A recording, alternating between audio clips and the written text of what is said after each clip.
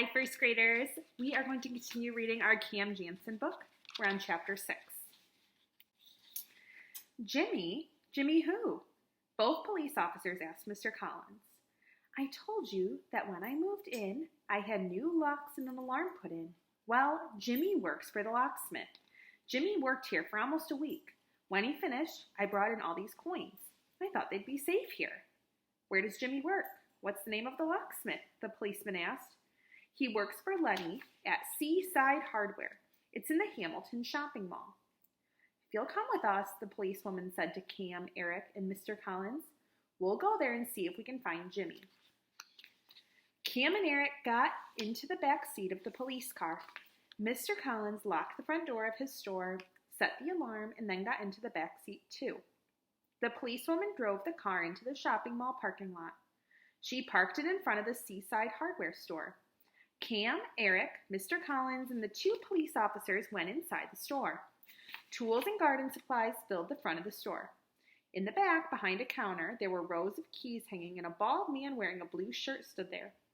Along the side of the store were books, magazines, and candy and soda machines. The policewoman whispered to Cam, Eric, and Mr. Collins, Do you see Jimmy anywhere? Eric pulled on Cam's sleeve and pointed.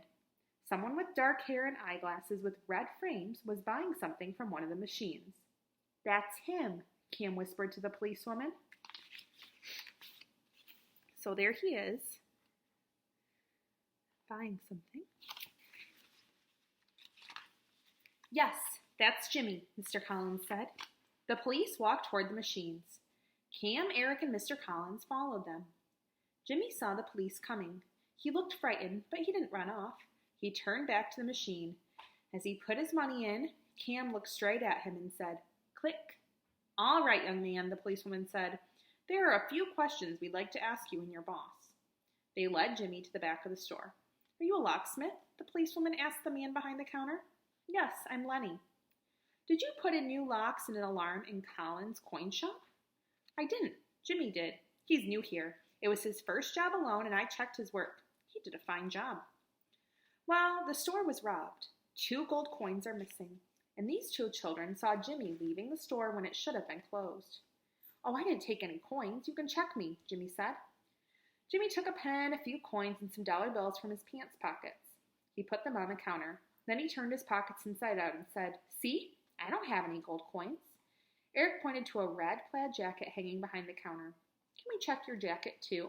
Cam asked. Jimmy hesitated for a moment. Then he said, Sure. Check anything you want. You won't find any gold coins. Lenny handed the jacket to the policeman. The policeman emptied the pockets. He took out some tissues, chewing gum, and a large ring of keys. The policewoman picked up the keys. What are all these for? She asked. Those are my house keys, Jimmy said. Mr. Collins took a ring of keys from his pocket. He compared the 2 sets of keys. Some of these look just like mine, Mr. Collins said.